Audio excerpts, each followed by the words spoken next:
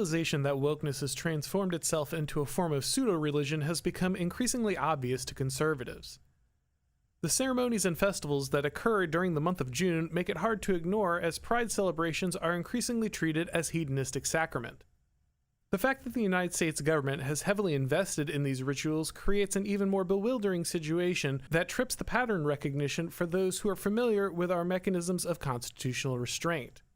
As the Department of Defense, FBI, ATF, and Department of Education splash a rainbow across their logos and make passionate declarations of faith, many conservatives start to wonder what happened to separation of church and state.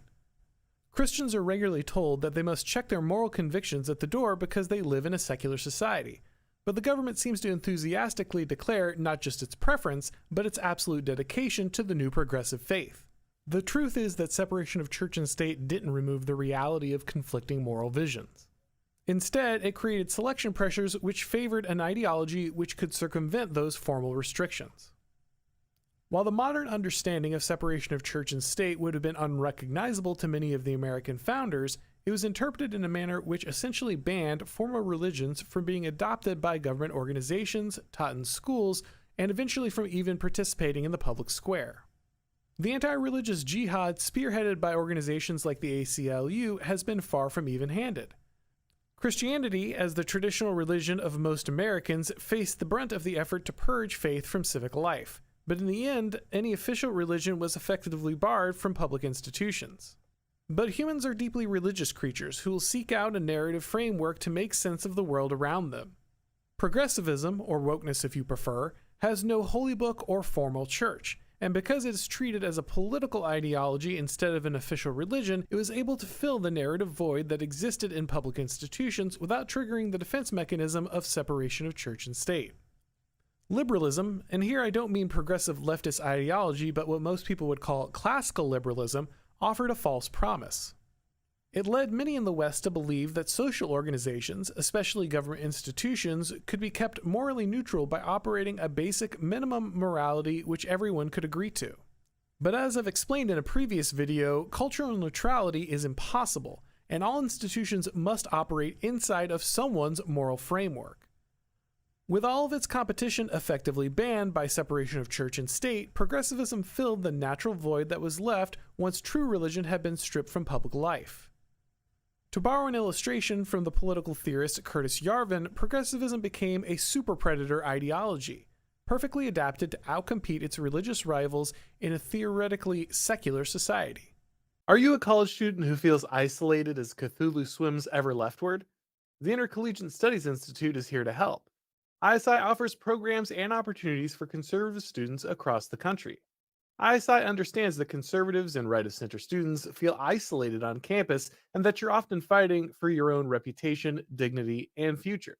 Through ISI, you can learn about what Russell Kirk called permanent things, the philosophical and political teachings that shaped and made Western civilization great. ISI also offers many opportunities to jumpstart your career. For example, Nate Hochman, who's been a guest on this show multiple times, got his start at National Review through ISI, and he's just one of many journalists that ISI has helped start their career. If you're a graduate student, ISI offers funding opportunities to sponsor the next generation of college professors. But most importantly, ISI offers college students a community of people that will help them grow.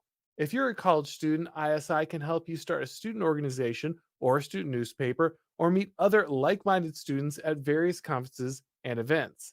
ISI is here to educate the next generation of great Americans. To learn more, check out isi.org. That's isi.org. You can click the link down in the description to learn more. The ideology that would eventually become known as wokeness was given a legal monopoly to operate unopposed in institutions like universities and corporations, which granted status, prestige, and wealth.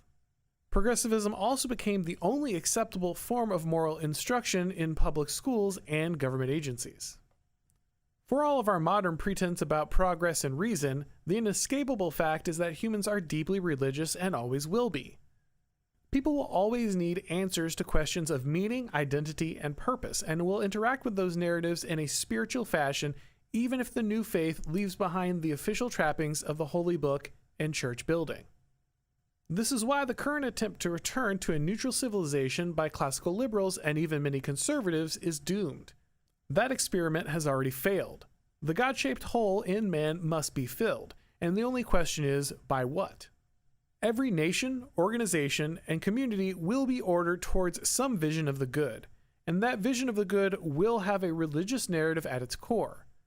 Lying about or ignoring this truth doesn't solve the problem of conflicting moral visions. It only allows someone else to smuggle their moral vision in the back door. The only reason that this illusion of neutrality seemed even remotely possible in America's past was that different regions were basically just deciding what flavor of Protestant Christianity their community would adhere to. While serious disagreements still existed, this overlap in shared values formed a substrate from which a common social fabric could emerge. That unspoken Christian consensus was eroded through a series of sudden demographic shifts, direct cultural assaults, and the disenchantment of modernity.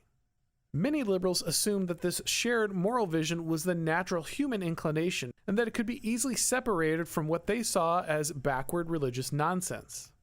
What has now become clear is that Americans separated from that Christian consensus don't maintain some form of enlightened post-Christian secular humanism, but instead seek to embrace whatever faith is offered, even if it proves to be an ugly and twisted caricature of true religion. The baseline consensus conservatives refer to as American values turned out to be a very particular strain of Protestant Christian ethos, and once that foundation had been demolished, the narrative framework which had been built upon it quickly crumbled. With the modern interpretation of separation of church and state purging Christianity from most public spaces, the cultural consensus that was built on top of it slowly faded.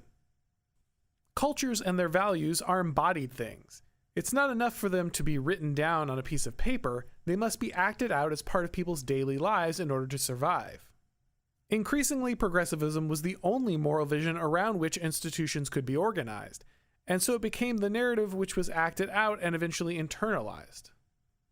Even if wokeness could be purged from every American institution tomorrow, it would inevitably return if the narrative and moral void it left was not deliberately filled with another faith.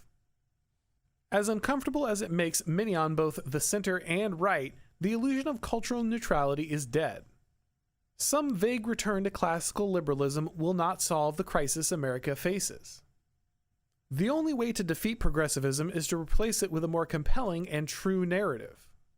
The only way to once again weave a social fabric which can bind Americans together is by acknowledging the indispensable nature of a shared moral vision. This doesn't mean some kind of cartoonish theocracy, it simply requires us to stop denying an essential truth about human nature. Religion isn't going anywhere, and ignoring that fact doesn't make us enlightened, rational, or objective. It only leaves us vulnerable to the destructive and hollow forms of belief that we allow to rule us in the absence of true religion. America will be ordered toward a vision of the good. Our nation will embody a moral tradition and act it out in our daily lives. Every human civilization serves something higher. The only question is, who will we serve? Thanks for watching, guys. If you enjoyed this video, go ahead and click like, and if you haven't subscribed yet, now is a great time to do so. If you'd like to get these broadcasts as podcasts, make sure that you go ahead and subscribe to The Orrin McIntyre Show on your favorite podcast platform. And when you do, make sure that you go ahead and leave a rating or a review. That really helps with all the algorithm magic. If you'd like to follow me on Twitter or Substack or Gab, if you'd like to watch these videos on Rumble or Odyssey, make sure to follow the links down below in the description. And of course, you can catch all of my videos and read all of my articles over at The Blaze. Thanks for watching, guys, and as always, I'll talk to you next time.